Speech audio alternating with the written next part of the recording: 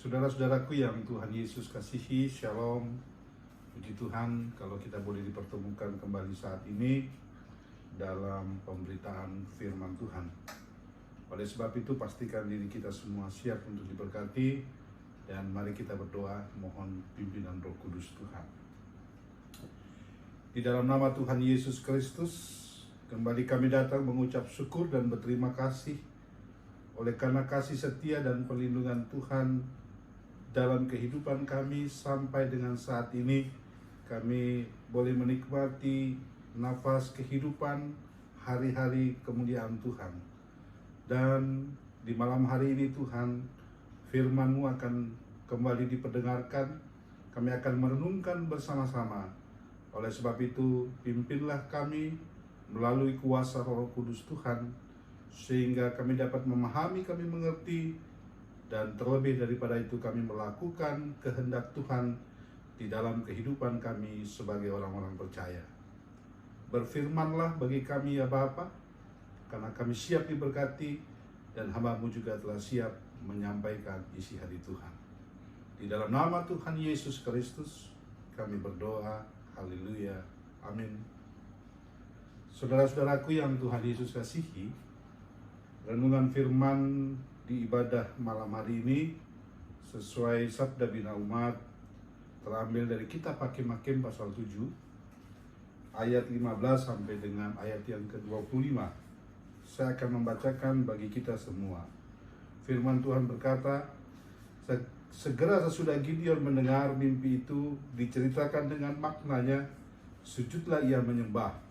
Kemudian pulanglah ia ke perkemahan orang Israel, lalu berkata, bangunlah, sebab Tuhan telah menyerahkan perkemahan orang Midian ke dalam tanganmu. Sesudah itu, dibaginyalah ke 300 orang itu dalam 3 pasukan, dan ke tangan mereka semuanya diberikannya sangkakala dan buyung kosong dengan suluh di dalam buyung itu. Dan berkatalah ia kepada mereka, perhatikanlah aku dan lakukanlah seperti yang kulakukan. Maka apabila aku sampai ke ujung perkemahan itu, haruslah kamu lakukan seperti yang kulakukan. Apabila aku dan semua orang yang bersama dengan aku meniup sangkakala, maka haruslah kamu juga meniup sangkakala sekeliling seluruh perkemahan itu dan berseru demi Tuhan dan demi Gideon.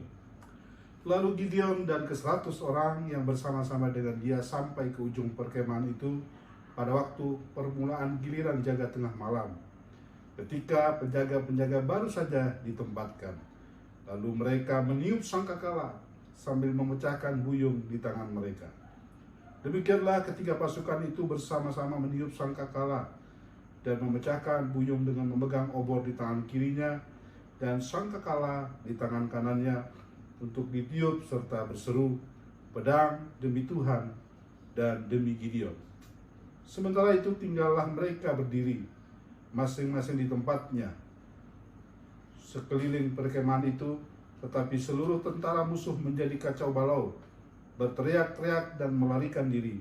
Sedang ke-300 orang itu meniup sangkakala, maka di perkemahan itu Tuhan membuat pedang yang seorang diarahkan kepada yang lain. Lalu larilah tentara itu sampai ke Betsita ke arah Serera, sampai ke pinggir Abel Mehola dekat Tabat. Kemudian dikerahkanlah orang-orang Israel dan suku Naftali, dan dari suku Aser, dan dari segenap suku Manase, lalu mereka mengejar orang Midian itu. Gideon menyuruh juga orang ke seluruh pegunungan Efraim dengan pesan, turunlah menghadapi orang Midian, dan dudukilah segala batang air sampai ke Bet-bara, dan juga sungai Yordan. Maka semua orang Efraim dikerahkan, lalu mereka menduduki segala batang air sampai ke Bet-bara, juga sungai Yordan. Mereka berhasil menawan 2 raja Midian, yaitu Oreb dan Zeb. Oreb dibunuh di gunung Batu Oreb, dan Zeb dibunuh dalam tempat pemerasan anggur Zeb. Mereka mengejar orang Midian itu, lalu mereka membawa kepala Oreb dan kepala Zeb kepada Gideon di seberang sungai Yordan. Demikian pembacaan Alkitab. Saudara-saudaraku yang Tuhan Yesus kasihi, renungan firman Tuhan ini mengisahkan seseorang yang bernama Gideon. Orang yang dipakai Tuhan untuk melawan atau mengusir musuh orang Midian dan orang Amalek. Tentu Gideon bersama bangsa Israel atau rakyat Israel dalam hal ini. Dan kalau kita membaca dari ayat pertama, cerita secara utuh, cerita ini sangat dramatis. Bahkan kalau saya berpendapat, ternyata Allah kita itu sangat humoris. Kenapa demikian? Gideon dan pasukannya hanya sebanyak 300 orang. Lawan mereka orang Midian dan orang Amalek. Kita membaca di ayat yang ke-12, mereka bergelimpangan banyaknya seperti belalang.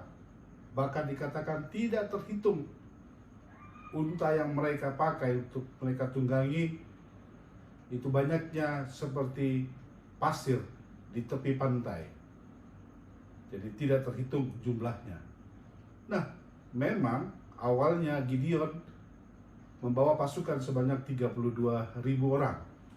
Tetapi Allah berfirman, kemudian Allah menegaskan orang-orang yang takut silahkan diperkenankan untuk boleh pulang. Jadi tinggal hanya 10.000. Tetapi menurut Allah juga itu masih terlalu banyak, sehingga hanya 300 orang yang terbaik, orang-orang yang terpilih. Tentu orang-orang tersebut siap untuk hidup dan siap untuk mati.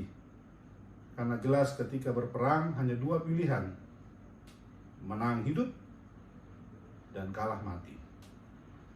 Dan Gideon meyakinkan, walaupun pada saat awalnya dia ragu untuk menerima tugas panggilan tersebut, tetapi karena Allah sering menyatakan keajaiban dalam kehidupannya, membuat keyakinan Gideon sangat percaya bahwa Allah menyertainya. Dan terbukti bagaimana proses di awal Allah mulai berfirman yang menegaskan bahwa Gideon akan mampu memenangkan peperangan tersebut, mengusir orang Midian dan orang Amalek. Dan ketika itu Allah berfirman kemudian diteguhkan kembali melalui mimpi yang didengar oleh Gideon. Di ayat ke-15 dikatakan firman-Nya, segera sesudah Gideon mendengar mimpi itu, diceritakan dengan maknanya, sujudlah ia menyembah. Kemudian pulanglah ia ke perkemahan orang Israel, lalu berkata, bangunlah, sebab Tuhan telah menyerahkan perkemahan orang Midian ke dalam tanganmu. Kemudian Gideon bertindak. Pasukan 300 orang dibagi secara rata, dibagi 3. Jadi kalau dihitung rata-rata berarti setiap kelompok sebanyak 100 orang. Mereka dibekali dengan sangkakala, kemudian buyung yang kosong dan suluh. Dan inilah alat yang mereka pakai. Pergerakan mereka dilakukan juga secara bersama-sama oleh satu komando oleh Gideon. Dan pada saat yang tepat, ketika pada saat itu tengah malam, saat pergantian penjaga yang menjaga orang Midian dan orang Amalek, di saat itu pula pergerakan Gideon bersama pasukannya melakukan pengepungan. Mereka bersama-sama meniup sangkakala, buyung dipecahkan dan obor juga dinyalakan. Dan pada saat itu juga Allah menyatakan kuasa-Nya, di mana Allah membuat orang-orang Midian dan orang Amalek itu saling tidak mengenal. Mereka saling membunuh dengan pedang yang mereka miliki. Jadi singkat cerita, Gideon memenangkan peperangan tersebut dan berhasil mengusir orang Midian dan orang Amalek. Pemimpin mereka yang bernama Oreb dan Zeb itu kepalanya dipenggal. Saudara-saudaraku yang Tuhan Yesus kasihi, kita melihat bahwa Allah itu Allah yang sangat berkuasa. Apapun dibuatnya menjadi mungkin. Ya, hanya 300 orang mampu mengalahkan orang Midian dan orang Amalek yang tak terhitung jumlahnya. Di dalam semuanya ini tentu ada hikmat yang kita peroleh. Bagaimana Gideon bisa berhasil di dalam peperangan tersebut mengusir orang Midian dan orang Amalek. Kita melihat ada 3 hal yang menjadi dasarnya. Pertama, ketika firman Tuhan itu disampaikan, Gideon memiliki kepekaan. Dia peka terhadap suara Tuhan, pesan Tuhan, dan melalui suara itu dia bertindak, melakukan langkah berikutnya. Dan inilah sebetulnya yang menjadi hal utama.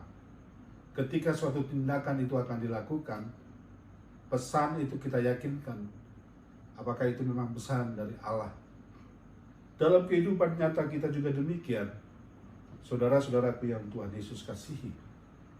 Sering kita tidak dapat memahami secara penuh apakah memang pesan dari Tuhan, firman dari Tuhan yang kita terima.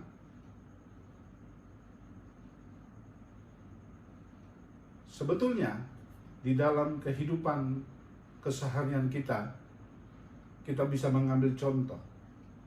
Hubungan kedekatan kita misalnya dengan keluarga kita, dengan istri kita sendiri.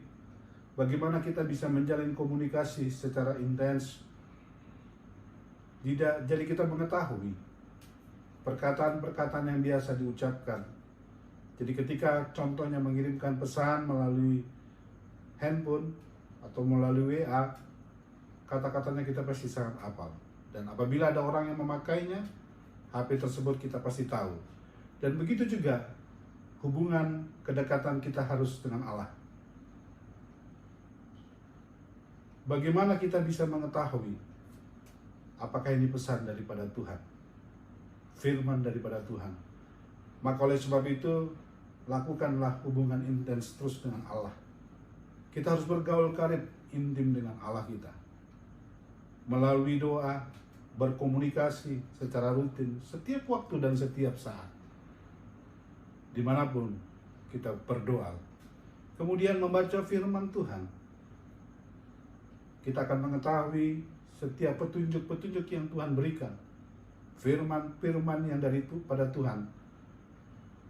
Karena kebiasaan kita untuk membaca firman Tuhan. Dan kemudian juga pertemuan-pertemuan ibadah. Tentu patutlah harus kita lakukan. Disitulah kita bisa menjalin hubungan, memiliki kedekatan terus dengan Allah. Kemudian keberhasilan Gideon untuk memenangkan peperangan tersebut, tentu yang kedua adalah Gideon memiliki respon yang benar. Bagaimana dia bertindak dengan tepat, secara cepat dan akurat. Dia membagi pasukan 300 orang dalam satu komando yang sama. Dan mereka semua pasukannya tunduk kepada otoritas. Apapun yang diputusi oleh Gideon sebagai pemimpinnya, dia lakukan. Jadi para pasukannya itu secara tidak langsung melepaskan hak mereka. Mereka tunduk pada otoritas pemimpin mereka. Dan yang ketiga, ini peperangan. Tentu dalam peperangan itu akan dilakukan lebih daripada satu orang. Nah, bagaimana untuk membuat satu komando yang sama, untuk membuat kesatuan yang bersama, melangkah bersama, itu tentu harus diperlukan kerjasama. Kerjasama satu dengan yang lainnya untuk mendukung semua apa yang diambil oleh pemegang otoritas tersebut. Inilah renungan firman Tuhan yang menjadi pokok atau tema yang ditetapkan oleh sinodal pada malam hari ini adalah kerjasama berbuah manis. Hasil kerjasama yang baik tentu akan membuahkan hasil yang terbaik, bahkan dikatakan hasil yang manis. Saudara-saudaraku yang Tuhan Yesus kasihi, renungan firman Tuhan ini tentu mengingatkan kita kembali, meneguhkan kita kembali sebagai orang-orang percaya, bahwa sesungguhnya setiap orang percaya memiliki kemenangan di dalam hidupnya. Bahkan kita ini adalah para pemenang.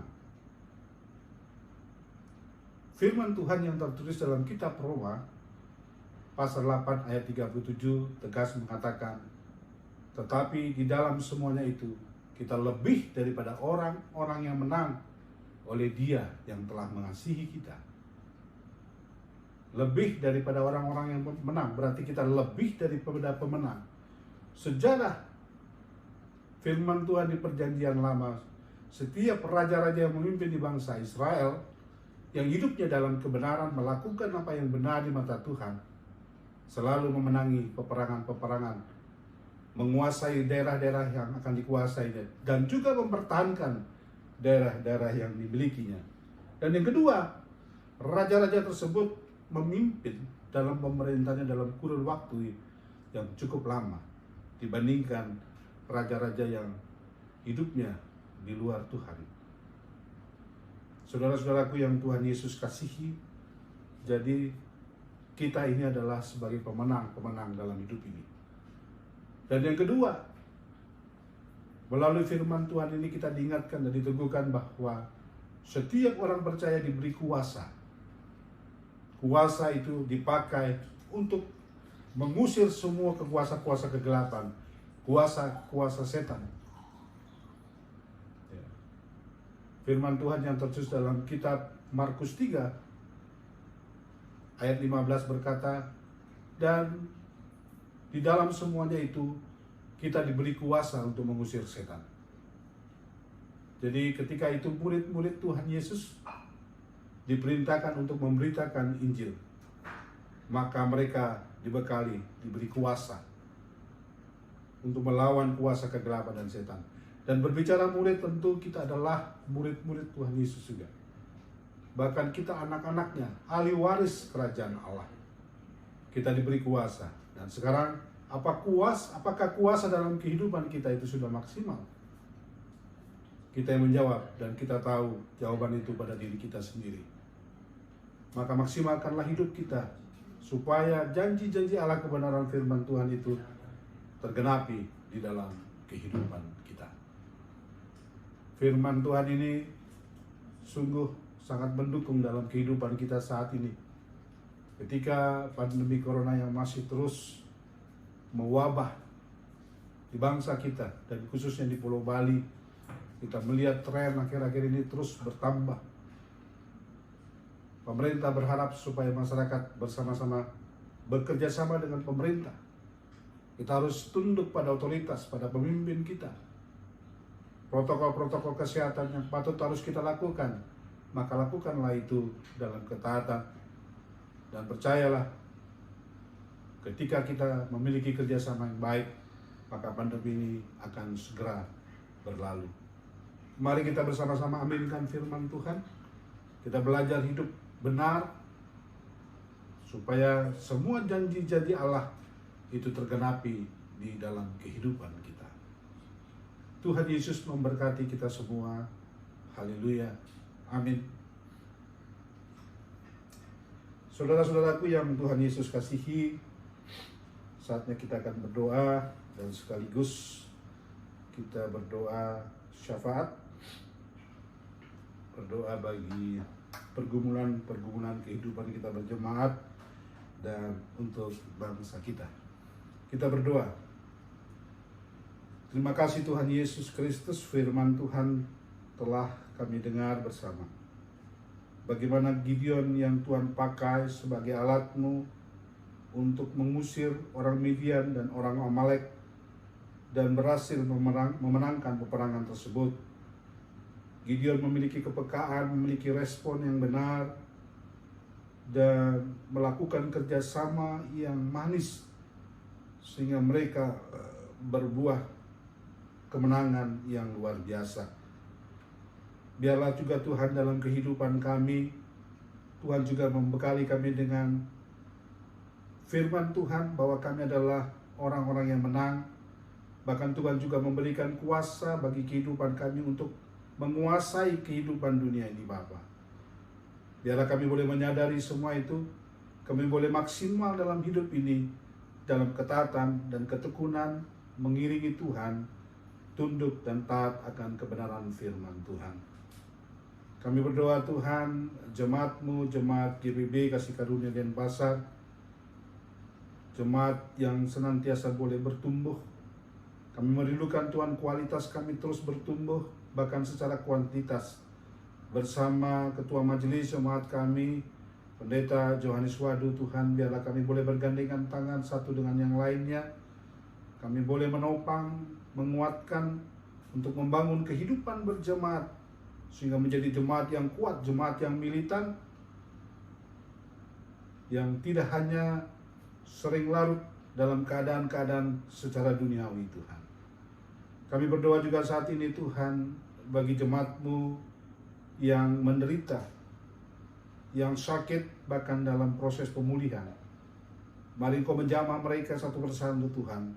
Kuasa-Mu bekerja untuk menyembuhkan, memulihkan. Bahkan jikalau mereka mengkonsumsi obat-obatan, kuduskan ya Bapa, sehingga obat itu boleh berguna sesuai kebutuhan yang diperlukan dalam tubuhnya Tuhan. Kami berdoa bagi jemaat-Mu yang berulang tahun pertambahan usia dan ulang tahun pernikahan. Tuhan berkati mereka, rasa syukur mereka selalu. Biarlah Tuhan ingatkan bahwa semuanya adalah daripada-Mu. Biarlah syukur itu terus senantiasa dinaikkan kepadamu Bapa. Biarlah terus dengan pertambahan itu kami semua memiliki kedewasaan di dalam kehidupan dan beriman. Kami berdoa saat ini Tuhan buat bangsa kami Indonesia dalam upaya untuk menyelesaikan pandemi corona di seluruh Indonesia, bahkan di seluruh muka bumi Tuhan. Bapa di surga, kami mohon pengampunan-Mu Tuhan. Ampuni umat manusia, ampuni semua bangsa-bangsa di dunia. Biarlah lewat kejadian ini Tuhan, kami boleh mendekatkan diri kami dan menyadari hidup kami, untuk kami memiliki kesungguhan setia di dalam Tuhan, dan hidup kami dalam ketaatan. Kami berdoa para dokter, tim medis yang bekerja, yang memberikan pertolongan bagi orang-orang yang sakit, yang positif oleh karena corona Tuhan. Kuatkan mereka, bentengi tubuhnya sehingga mereka tidak terpapar oleh virus corona tersebut Tuhan. Orang-orang yang kesulitan akibat dampak corona ini, baik dalam pekerjaannya dan dalam usahanya, semuanya Tuhan, cukupkan kehidupan mereka. Bahkan Tuhan juga pakai setiap kami sebagai saluran berkat-Mu untuk memberkati orang-orang yang berkekurangan tersebut Tuhan. Terima kasih Tuhan, kami mengucap syukur, kami berterima kasih kalau kami terus diberi kesempatan oleh Allah untuk menikmati hadirat Tuhan dalam pertemuan-pertemuan ibadah, dan kami boleh menikmati firman Tuhan. Biarlah firman itu senantiasa menjadi terang dalam kehidupan kami untuk melangkah di dalam jalan Tuhan. Inilah Tuhan, seluruh doa dan pergumulan kami yang kami naikkan hanya kepadamu, kepada Tuhan Yesus Kristus, dan biarlah jadi menurut kehendak Tuhan. Di dalam nama Tuhan Yesus kami berdoa. Haleluya. Amin.